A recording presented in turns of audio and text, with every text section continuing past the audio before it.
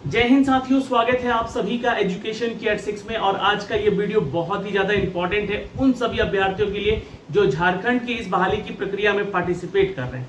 आप सभी को बता दें कि झारखंड में उत्पाद सिपाही भर्ती की प्रक्रिया शुरू हो चुकी है और आज 17 तारीख है। 18 तारीख तक आप जो है अपने फॉर्म को करेक्शन कर सकते हैं। अगर आपके एप्लीकेशन फॉर्म में कोई भी दिक्कत हुई है तो आपको जो है उसको करेक्शन करना होगा। क्योंकि देखिए ये आपका जुलाई का महीना पूरा निकल गया, तो इसका प्रोसेस कब से शुरू होगा। सबसे इंपॉर्टेंट सवाल जो कि हमने रखा है यहाँ पे, इसका एग्जाम डेट कब से शुरू हो जाएगा, इसके बारे में भी बताएंगे। इनफैक्ट इसका जो सिलेक्शन प्रोसीजर है हमारा कहां से शुरू होगा, क्या यहाँ पर रिटेन एग्जाम पहले लिया जाएगा या फिर यहाँ पर जो है सबसे पहले आपका जो है फिजिकल लिया जाएगा। और फिजिकल अगर लिया जाएगा तो उसमें हमारा पीएसटी और पीईटी का क्राइटेरिया क्या क्या है, इन सभी बातों पे हम ये वीडियो बनाने जा रहे हैं। तो वीडियो को बहुत ही ध्यानपूर्वक देखिएगा और अगर आपके कोई डाउट है तो कमेंट सेक्शन में कमेंट करके जरूर पूछ लीजिएगा। जैसा कि आप सभी को पता है दोस्तों कि यहाँ पर 583 पदों की टोटल वैकेंसी अपडेट कर दी गई है और इसके लिए आप छात्र ने आवेदन भी किया है। 10 जुलाई तक जो है यहाँ पर जो है डेट मेंशन किया गया था कि आप लोग जो है इस डेट तक जो है आप लोग अपना आवेदन कर लीजिएगा। अब उसके बाद जो है पेमेंट करने का सेक्शन भी आपको 12 जुलाई तक रखा गया था, यानी कि आप लोगों ने आवेदन कर दिया है। अब आपके लिए एक नया डेट यहाँ पे दिया गया है जहां पे आप अपने फॉर्म को करेक्शन कर सकते हैं। फॉर्म में करेक्शन कैसा, अगर मान लीजिए कि कोई भी फॉर्म भरते समय गलती हो गई है, एक बार अपना एप्लीकेशन फॉर्म जरूर चेक कर लीजिएगा कि कहीं उसमें कोई गलती तो नहीं रह गई है। क्योंकि ये चांस झारखंड सरकार जो है बहुत दिनों के बाद दे रही है और झारखंड में सिर्फ ना तो सिपाही की इस बहाली की प्रक्रिया चल रही है बल्कि सीजीएल और नगरपालिका से संबंधित भी यहाँ पर वैकेंसीज अपडेट की गई है। तो फॉर्म को बहुत ही अच्छे से भरिए। अगर कोई दिक्कत होता है तो कमेंट कीजिएगा, उसके रिगार्डिंग फॉर्म भर के भी हम लोग जरूर बताते हैं आप लोगों को, ताकि कोई भी गलती आपसे ना हो सके। तो चलिए आज हम बात करेंगे इस बहाली की प्रक्रिया के बारे में। जैसा कि आप सभी को पता है दोस्तों कि यहाँ पे 583 पदों की टोटल वैकेंसी निकाली गई है, जिसके लिए एलिजिबिलिटी क्राइटेरिया 10वीं पास रखा गया था। अब जो भी छात्र यहाँ पे 10वीं पास है वो तो आवेदन कर दिए हैं, लेकिन अब सबसे बड़ा सवाल उनके सामने ये उठकर खड़ा हो रहा है कि भैया एग्जाम कब होगा और क्या एग्जाम होगा तो हमारा पहले रिटेन हो जाएगा या फिर फिजिकल होगा। ये दो चीजें हमारे क्लियर कर दीजिए। तो देखिए जैसा कि नोटिफिकेशन में बताया गया, आपको पहले जो है अपने रनिंग और फिजिकल वाले सेक्शन को क्लियर करना होगा। जो छात्र यहाँ पे फिजिकल क्लियर कर रखा है उन छात्रों को मौका मिलेगा रिटेन एग्जाम देने का। तो सबसे पहला सवाल आपका यहीं पे समाप्त होता है। और बहुत सारे छात्र ये भी पूछ रहे थे कि क्या ये ऑनलाइन एग्जाम होगा क्योंकि सीट कम है। नहीं, ये एग्जाम आपका जो है ओएमआर बेस्ड होगा, क्योंकि बहुत सारे छात्रों ने, करीब लाखों छात्रों ने इसका फॉर्म भरा है। तो यहाँ पे जो है रिटेन एग्जाम आपका ओएमआर बेस्ड होगा, यानी कि ऑफलाइन मोड पे होगा।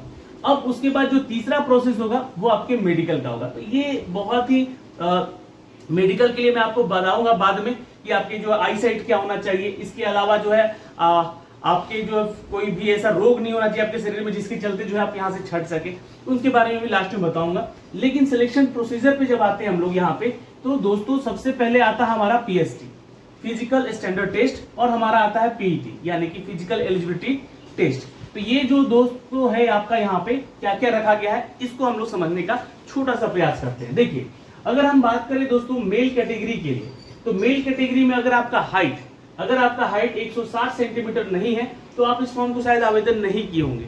लेकिन यहाँ पे 160 सेंटीमीटर से मान लीजिए किसी किसी का जो हाइट है 0.1 में या 0.2 में कम है, तो मैं उनको बोलूंगा थोड़ा सा दौड़ धूप कीजिए, चेन पुलिंग वगैरह कीजिए, मतलब थोड़ा सा वर्जिश वगैरह कीजिए। हो सके तो 1-2 सेंटीमीटर आपका हाइट जो कम हो रहा है वो यहाँ पे बढ़ भी सकता है, लेकिन अभी समय है इसमें, मैं इसलिए बोल रहा हूँ क्योंकि ये काम आपको स्टार्ट कर देना चाहिए।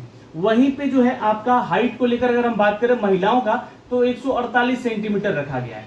ये बहुत अच्छी बात है। यहाँ पे देखिए बिहार राज्य को छोड़कर अन्य जितने भी राज्य हैं महिलाओं की हाइट को लेकर जो है यहाँ पे थोड़ा सा तो प्रायोरिटी रखते हैं और उनको थोड़ा सा बेनिफिट मिल रहा है। खासकर झारखंड की छात्राओं को तो यहाँ मिल रहा है।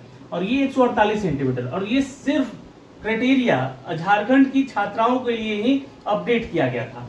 अब यहाँ पे जो है जो हाइट है 148 सेंटीमीटर का ही है, और जो छात्र यहाँ पे मेल कैटेगरी में है, SC/ST में है, उनका जो है 155 सेंटीमीटर हाइट रखा गया है। तो ये दो चीजें ध्यान रखिएगा। हाइट जो है यहाँ पे पुरुषों का 160 centimetre, general OBC EBC criteria से आते हैं तो, कैटेगरी से आते हैं तो, और अगर आप यहाँ पे एससी एसटी से आते हैं, बिलोंग करते हैं, तो आपका जो हाइट है वो यहाँ पे 155 सेंटीमीटर का होना चाहिए। फीमेल कैटेगरी में मैं अगर बात करूं तो आपका हाइट 148 और एससी एसटी में है तो भी आपका 148। तो ये दो चीजें ध्यान में रखिएगा।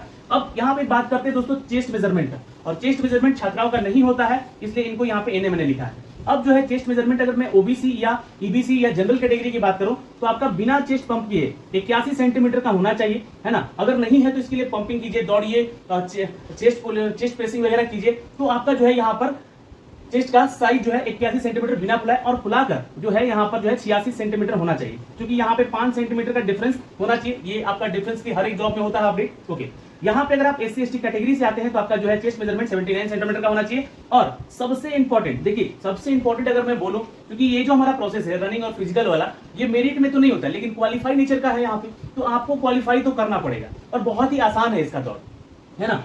10 किलोमीटर जो है आपको दौड़ना है 1 घंटे में, ठीक है। तो यहाँ पे पुरुषों के लिए है, और 5 किलोमीटर दौड़ना है महिलाओं को 40 मिनट में, तो ये महिलाओं का है। तो ये अब देखिए कैसे आप प्रैक्टिस कर सकते हैं इसका। सपोज मान लीजिए कि आप जो है आप कहीं गांव के क्षेत्र में रहते हैं या किसी भी शहर क्षेत्र में रहते हैं, तो शहर वाले तो भाई चलिए पार्क वार्क में चले जाते हैं अपना और रनिंग मारते हैं। तो रनिंग मारने के लिए ट्रैक का होना जरूरी है, क्योंकि यहाँ पे जो होता है झारखंड में आपका, वो ट्रैक के ऊपर ही होता है, और ये ट्रैक जो है आपको देखना पड़ेगा आपके क्षेत्र में है या नहीं, है ना। नहीं है तो कोई दिक्कत नहीं है, आप कहीं ना कहीं रोड पे दौड़िए, है ना। 5 किलोमीटर का पहले टारगेट रखिए और वहां से रिटर्निंग फिर 5 किलोमीटर आ जाइए, तो ये जो है आपका कम से कम जो है 10 किलोमीटर का सेक्शन कंप्लीट होता है। तो आप छात्रों को ये मदद मिलेगा रनिंग को, और टाइम फिक्स करके, है ना, स्टॉप टाइमर लगाकर ही आप अपना रनिंग का प्रोसेस तैयार कीजिए, क्योंकि ये जो क्राइटेरिया है, यहाँ से जो सिलेक्शन प्रोसीजर दिया गया है, अगर आप इसमें पास नहीं हुए तो कहां से रिटन एग्जाम दोगे, है ना। तो यहाँ पे एक बात ध्यान रखिएगा, आपको रिटन एग्जाम में जाने के लिए आपको अपना जो है फिजिकल क्लियर करना पड़ेगा।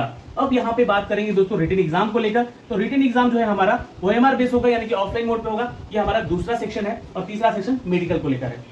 अब रिटन एग्जाम में आपको पता है जैसे कि एक लैंग्वेज पेपर भी है, तो लैंग्वेज पेपर को पढ़ना जरूरी है। आपका जो भी सब्जेक्ट आपने सेलेक्ट किया होगा फॉर्म भरते समय, खोटा, हिंदी, इंग्लिश या पंचगणिया, जो भी आपने यहाँ पे सेलेक्ट किया होगा, उस लैंग्वेज के लिए आप कहीं से भी अगर कहें तो मैं बात करूं, अगर बुक स्टॉल में बहुत सारे बुक आ गए हैं भाषा से संबंधित, तो झारखंड एसएससी का जो है लैंग्वेज पेपर वाला एक बुक जरूर ले लीजिएगा। अगर हो सके तो वो आपके लिए इंपॉर्टेंट है, तो उसको एक बुक पब्लिकेशन में बता दूं यहाँ पे, जैसे कि क्राउन पब्लिकेशन का एक बुक आता है, जहाँ पे लैंग्वेज से संबंधित एक बुक अलग से आता है, हिंदी हो गया या अंग्रेजी हो गया या झारखंड से संबंधित लैंग्वेजेस को हो गया, तो आपको मिल जाएगा आपके बुक स्टॉल पे। तो ये यहाँ से आप देख सकते हैं।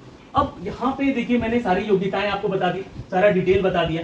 अब आपको तैयारी में लग जाना है। अभी एग्जाम डेट को लेकर अगर मैं बात करूं दोस्तों यहाँ पे, तो एग्जाम डेट देखिए दो चीजें हैं।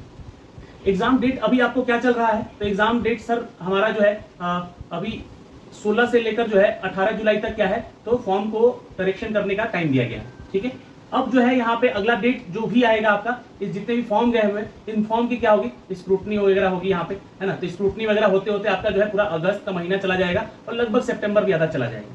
तो जो आपका एग्जाम होगा फिजिकल का सबसे पहले, वो होगा आपका लगभग अक्टूबर या मिड नवंबर में। इससे पहले आपका रनिंग वगैरह नहीं होने वाला है, क्योंकि ये बरसात का भी सीजन है यहाँ पे अगस्त तक। तो अक्टूबर या नवंबर में आपका जो है यहाँ पे फिजिकल होने की संभावनाएं बहुत ज्यादा है। तो अक्टूबर नवंबर का थोड़ा इंतजार कीजिए, लेकिन अपनी तैयारी को बेहतर बनाइए, ताकि जो है आप ये सेक्शन जो है क्लियर करके आप रिटन वाले सेक्शन में एंट्री कर सके।